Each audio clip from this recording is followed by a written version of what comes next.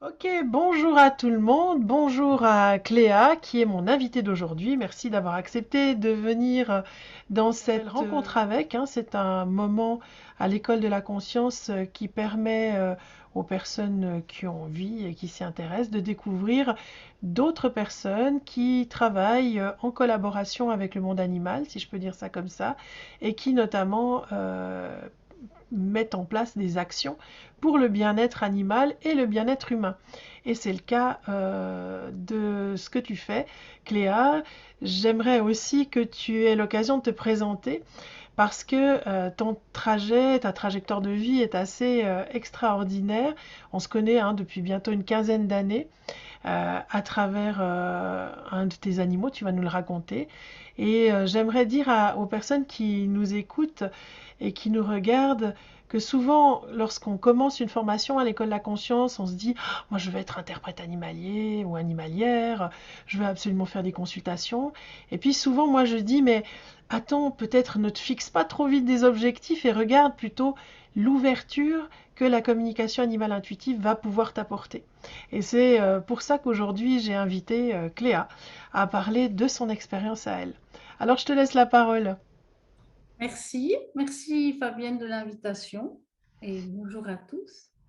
Oui, effectivement, mon parcours il est long.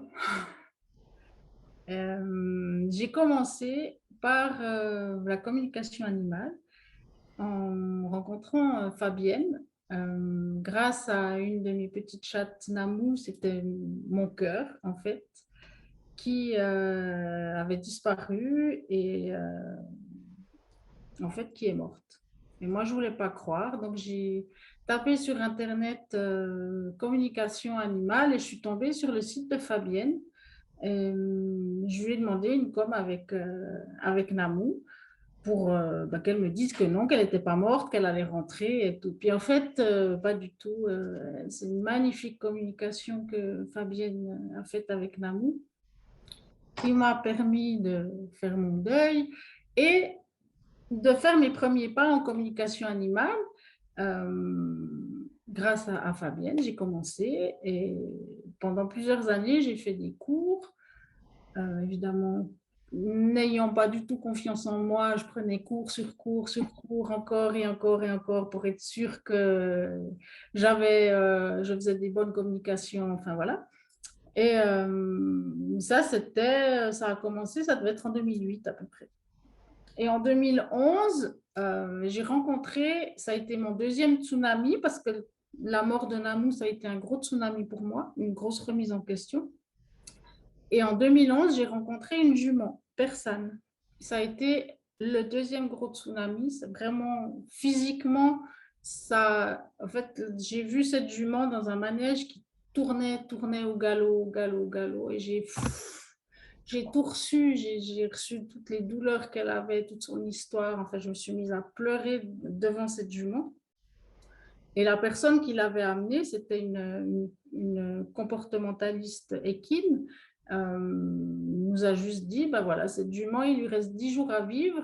Dans 10 jours, elle va à la boucherie parce que plus personne ne peut la monter depuis 2 ans. Elle est en boxe depuis 2 ans parce que c'est une jument qui fait de la compétition de saut et plus personne ne peut la monter. Elle a soi-disant mal au dos, mais personne n'a trouvé ce qu'elle avait. Et voilà, elle est à vendre. Et s'il y a quelqu'un d'intéressé, vous venez après le stage me parler. Et puis, moi, j'ai fait comme ça. Alors que je connaissais rien aux chevaux. J'habite en ville à Neuchâtel. Je dis, mais qu'est-ce que je vais faire avec un cheval? Je le mets dans mon jardin. Enfin bref, je l'ai acheté et j'ai commencé avec Virginie, qui était la personne, la comportementaliste équine. Dès le départ, j'ai appris en fait le mode de communication du cheval. Parce que le cheval, ben, il ne parle pas avec des mots, il parle avec son corps. Donc voilà, j'ai fait tout un cheminement. J'ai aussi croisé des étalons sauvages. Enfin voilà, pendant plusieurs années, j'ai fait vraiment le cheminement de- d'apprendre le mode de communication du cheval et vraiment, ils m'ont permis ben déjà d'apprendre à écouter, ils m'ont appris à prendre ma place, à m'affirmer, ce que je n'étais pas du tout comme ça. Moi, devant les personnes, je disais jamais rien, je donnais ma place à tout le monde, je m'affirmais pas. Et là, vraiment, ils m'ont permis d'apprendre confiance en moi. Ils m'ont permis de connaître, d'approcher l'assertivité, parce que la- nous, enfin, moi personnellement, soit je suis trop douce, et à un moment donné, je demande, mais je suis trop douce, et à un moment donné, je passe dans la colère. Et ça, les chevaux, c'est pas possible. Ils connaissent pas ça. Eux, ils sont l'assertivité. Ils ont des intentions. Il y a une première, deuxième intention, jusqu'à aller mordre l'autre congénère. Du coup, ça, les chevaux, ils nous apprennent à vivre, en fait, à transposer tout ça dans la vie de tous les jours. Et ce que je trouve magnifique, c'est que j'ai fait aussi une formation je vais mettre une seule fois le mot thérapie avec le cheval en liberté. Et en étant archéologue de métier, j'ai travaillé, toutes ces formations, tous ces cours que j'ai commencés, c'était en dehors de mon travail, que je travaillais dans un musée en tant qu'archéologue. Et pendant 20 ans, j'ai rangé des trésors archéologiques. Et il y a 2 ans, j'ai été licenciée. Du coup, qu'est-ce que je fais? Je retrouve du boulot en archéologie ou qu'est-ce que je fais? Avec toutes les formations que j'avais faites pendant 10 ans, tout le chemin que j'avais parcouru pendant 10 ans, ben, je me suis dit, ben, l'univers m'a proposé, ben, vas-y, lance-toi. Partage tout ce que les chevaux, tout ce que les animaux t'ont permis d'acquérir, de ressentir dans ton corps. Partage-le maintenant. Et c'est pour ça que j'ai appelé justement mes séances que je fais avec les chevaux, archéologie des émotions. Pourquoi archéologie des émotions? Bah, tous les jours, on a des émotions et on ne nous a pas appris forcément à les exprimer. Du coup, on les ravale, on les ravale, ravale. Et ça fait des strates jusqu'à un moment où soit ça pète, soit ça explose, soit burn-out, dépression, ou on se pète une jambe, parce que ce trop-plein n'a pas pu sortir. Du coup, avec le cheval, bah, il nous aide, comme il est une proie, en fait, pour lui, il va scanner notre intérieur. Et si à l'intérieur, c'est du bouillon, ce que j'appelle en fait, comme on a 65% d'eau à l'intérieur de nous, toutes nos émotions, ben, ça fait vibrer notre eau. Et si notre eau, elle est tout le temps comme ça, ben, le cheval, pour lui, c'est pas sécuritaire. Donc, il va nous faire ciao, moi je vais voir ailleurs. Du coup, tout mon parcours avec les chevaux et les autres animaux euh, m'ont permis, en fait, de ce que j'appelle maintenant garder mon eau calme à l'intérieur, quoi qu'il arrive. Et c'est ça, en fait, qu'avec l'archéologie des émotions, le cheval nous permet en apprenant déjà son langage, en lui demandant simplement de bouger, par exemple, s'il ne bouge pas, si on n'arrive pas à exprimer avec notre corps ce qu'on lui demande, ça va faire bouger notre eau. Du coup, ça va venir presser sur un bouton, soit de la colère, soit de la tristesse. Et ça va permettre de sortir les émotions. On s'en fout de savoir qui, quand, quoi, comment, mais l'important, c'est que ça sorte. Et ça, c'est ce que je propose justement avec le cheval, avec l'archéologie des émotions à l'aide du cheval. Et puis, tu m'avais dit, Cléa, aussi que tu avais fait un peu la même démarche avec les chiens. Tu peux nous en dire plus? Oui, effectivement, j'ai fait la même démarche parce que pendant mes cours de communication animale, en fait, ben, on a aussi réalisé, enfin, j'ai aussi appris que le chien, ben oui, il peut avoir des besoins de son âme qui sont pas écoutés, mais il parle comme le cheval, enfin, tous les animaux parlent avec leur corps. Du coup, avec le chien, j'ai fait aussi une formation comportementaliste canine, selon la méthode de Jan Fennell. Donc, c'est vraiment une conversation en fait qu'on va avoir avec notre chien qui va faire que ça va faire baisser toutes les tensions, comme avec les chevaux en fait. C'est exactement la même démarche. J'aimerais bien faire une fois avec les chats aussi, apprendre le mode de communication du chat, mais pour le moment, j'ai que les chevaux et les chats. Donc, vraiment, c'est en fait, c'est deux fréquences. Et moi, j'ai envie, justement, par cette approche de l'apprentissage du mode de communication des animaux, de faire descendre le spirituel et le physique et faire vraiment un équilibre pour que la communication soit vraiment intégrale, en fait. Voilà, sur les deux plans. Voilà, c'est mon envie que j'ai envie de partager avec ceux qui s'intéressent, en fait. Voilà. Et j'avais aussi envie de vous parler, justement, il y a cette approche de l'animal, plus physique, en fait, mais j'ai aussi les animaux, surtout les baleines que j'ai rencontrées en 2017, elles m'ont en fait reconnecté avec ma créativité que j'avais perdue depuis plus de 20 ans. Quand je les ai rencontrées, en fait, elles m'ont fait ça a été une semaine de soins, en fait.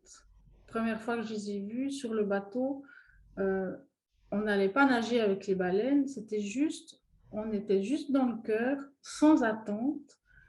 On ouvrait juste à accueillir ce qu'elles avaient à nous offrir, en fait. Et elles venaient vers le bateau si elles avaient envie, si on était, en guillemets, sans attente, parce que si on est trop dans l'attente de les voir et tout, même de les toucher, là, alors là, on voit personne. Du coup, ça a été un apprentissage justement aussi de garder son eau calme quoi qu'il arrive et juste être dans accueillir. Et elles m'ont fait un soin en fait de 8 jours. Ça a commencé par les pieds et je sentais, ça montait, montait, montait jusqu'au dernier jour où j'avais une boule dans la gorge et ça a fait, je peux enfin respirer.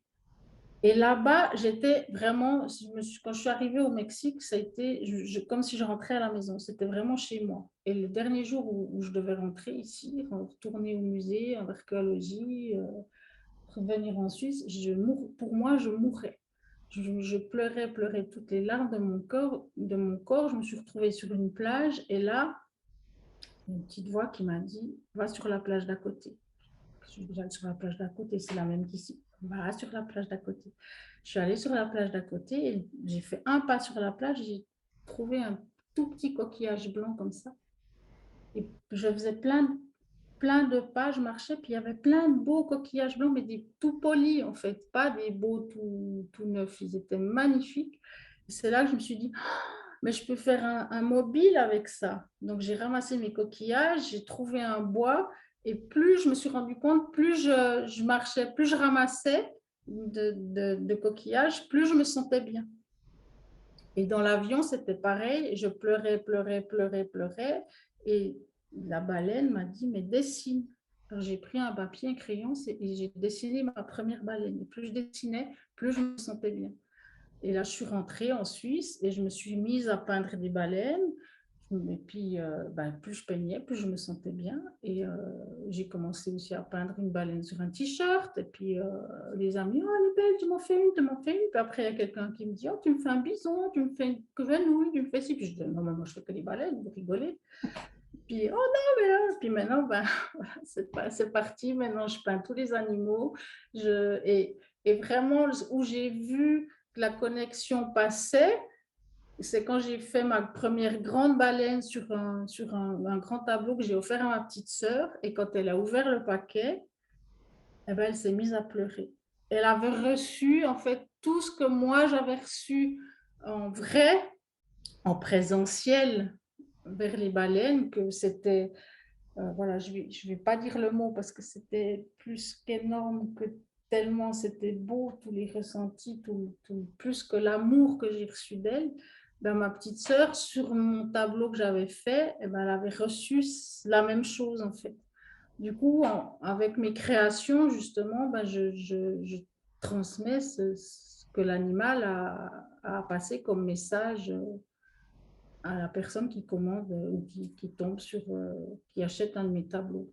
Donc ça, c'est justement aussi pour moi important de tout ce que je vous propose, c'est tout un lien, en fait, tout est lié en- entre nous et l'animal, toute vie est liée et nous apporte ben, le calme à l'intérieur et juste que tout est comme ça doit être en fait. Et j'amène aussi toujours à revenir dans les ressentis du corps. Tout le temps, il n'y a que ça, revenir dans le corps, respirer, revenir dans le corps. Et avec ça, ben, on arrive à traverser. Je ne dis pas que c'est toujours simple, hein, il y a aussi des hauts, des bas. Mais voilà, c'est ce que j'ai envie de pas transmettre, mais proposer aux personnes qui sont intéressées à suivre un peu le même chemin que les animaux m'ont permis de suivre, en fait. Voilà. Bah, écoute, merci beaucoup, hein, Cléa, pour ce témoignage, parce que c'est important que chacun puisse se rendre compte que voilà, un premier pas dans la relation avec le monde animal ouvre en fait des portes infinies. Et je crois que tu peux le dire, ces portes-là, elles sont au début de leur ouverture, hein, c'est pas terminé. Ah non, Euh, tous les jours, voilà, c'est ça, tu ça construis tous s'ouvre. les jours. Tous les jours, il y a des Ça, chemins qui s'ouvrent. Là, il y a ouais. peut-être un chemin qui est en train de s'ouvrir pour aller rencontrer des dauphins en Nouvelle-Zélande. Et j'ai aussi ben voilà, un chemin qui est déjà ouvert pour aller à la rencontre des éléphants en Thaïlande. Mm. Donc voilà, c'est tout des petites graines qui se mettent en place et c'est juste magnifique. Oui. Oui, et puis alors j'ai le plaisir de vous annoncer que en septembre, le stage avec les éléphants sera organisé, on peut dire ça comme ça, à travers l'école La Conscience. Et puis je vais vous donner plus d'infos, bien sûr, dans la prochaine newsletter. Cléa en mettra aussi sur son site. Et c'est vrai que d'avoir la chance de partir avec une communicatrice animale qui connaît la Thaïlande, les éléphants, et de pouvoir vivre en immersion dans une archéologie des émotions, on va dire ça comme ça, le contact avec les éléphants, c'est une vraie chance.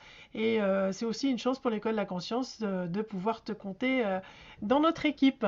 Donc voilà, merci à tout le monde de nous avoir écoutés. Si vous voulez plus d'informations concernant Cléa, les organisations multiples et variées et nos collaborations, ben, suivez-nous dans la newsletter de l'école de la conscience ou sur celle de Cléa qui va relayer les infos. À tout bientôt, merci à tout le monde, bye bye, ciao, salut Cléa.